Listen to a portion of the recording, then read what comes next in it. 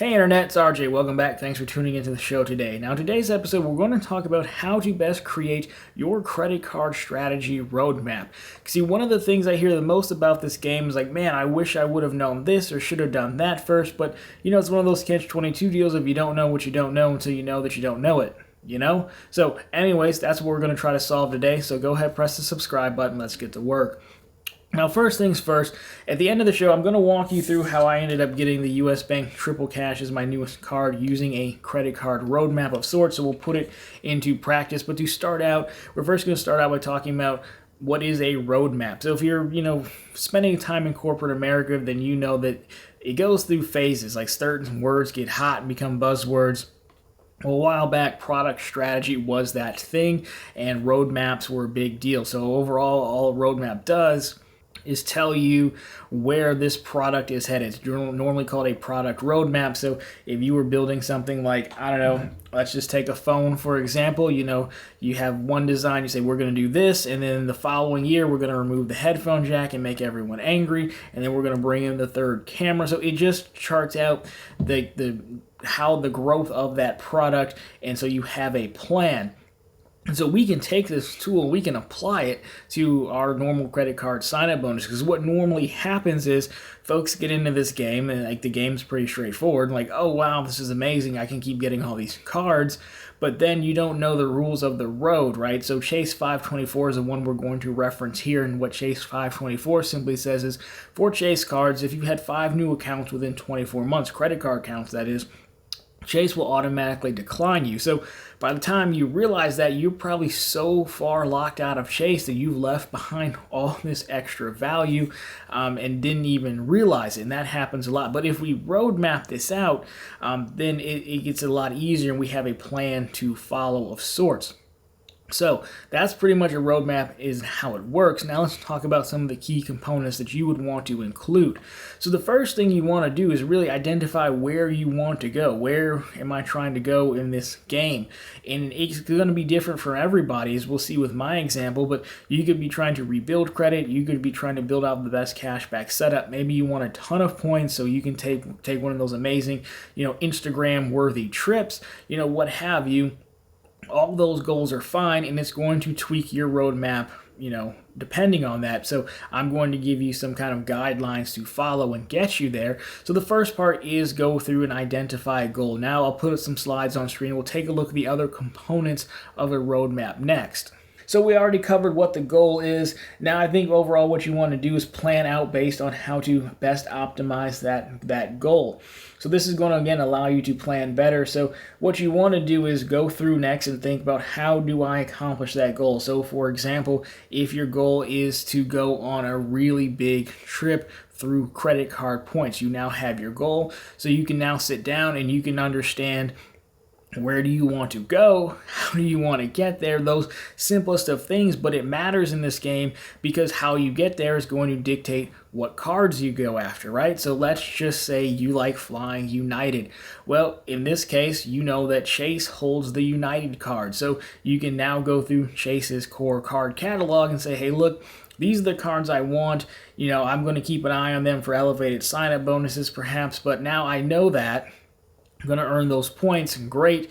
Now you also might say, hey, I need to stay somewhere. So where do you want to stay? Maybe you want to stay at Hilton, right? So Amex has the Hilton lineup. But now we just covered 524, which we're going to assume you're starting from 0 cards in this game. You know that because you know the rule, you need to get those United cards first and then go to the Hilton cards.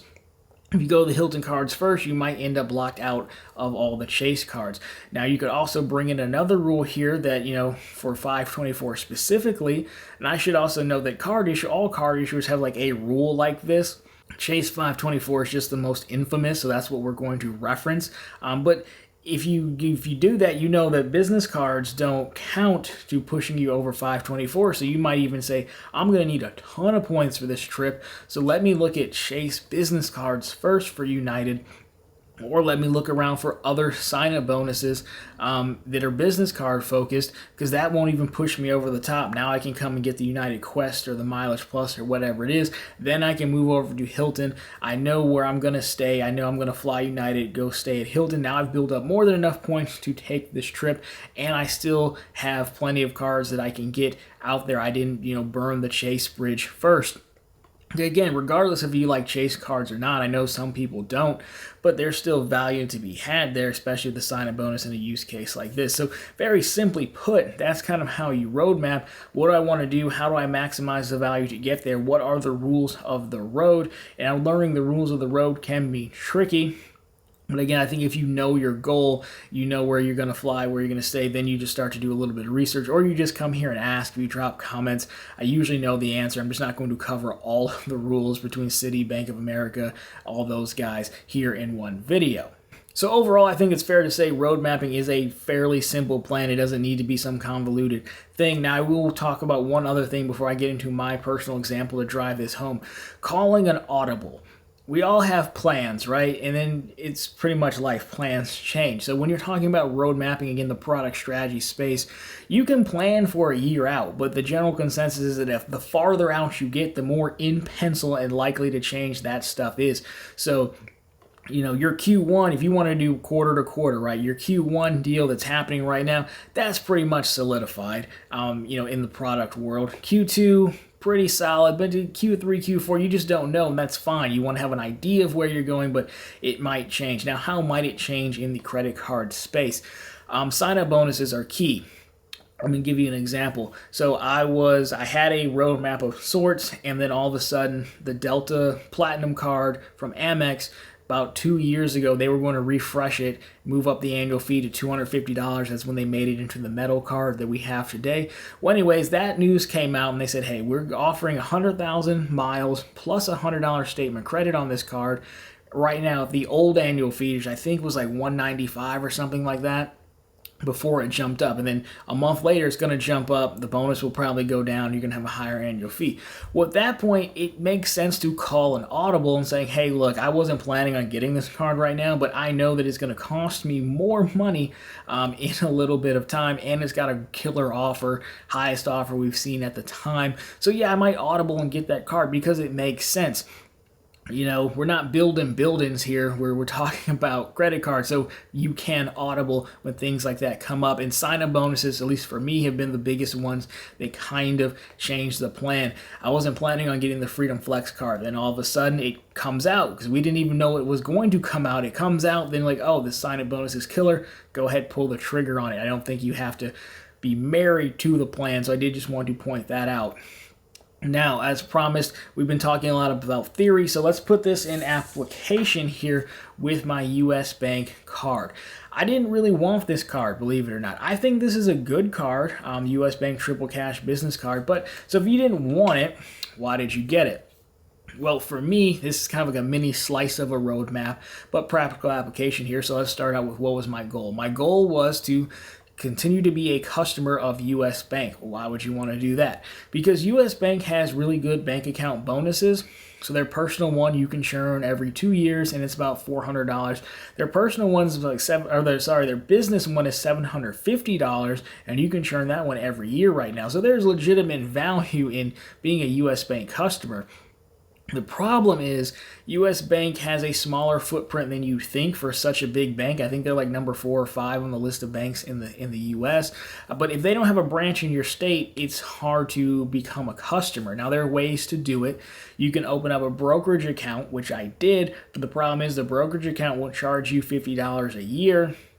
So you don't really want to keep that open, they'll charge you $50 at the end of the year. So I opened it, got my 2 accounts, personal and business, great, but I'm going to have to shut those down. I'm going to have to shut down the brokerage account. So then I would no longer be a customer of US Bank. Well, wouldn't you know it, credit cards, for whatever reason, you can get as a national product, just like the brokerage for some reason. But credit cards you can get, and you'd be a customer as long as you have the card. So that makes sense. But I'm at Chase 424 right now. I don't really want to push myself over because there are other Chase cards I want. I still want the Ink Preferred, and I want the Hyatt card as well, maybe even the Amazon Prime card. So typical scenario. I have a goal. How do I accomplish this? Well, let's think about what we know here. We talked about earlier that business cards don't push you over 524. So right there, I'm now removing all US Bank personal cards. They have some good ones, but they just don't work for this application. Great, now I'm looking at business cards. Okay, well, what else do I know? If I don't really want the card, that means I probably don't want to pay an annual fee. That removes one of their business cards, so I'm down to 2. Okay, well, if I'm going to do this, get a hard pull on my credit, I might as well get one with a sign-up bonus. Okay, now we're down to the triple cash.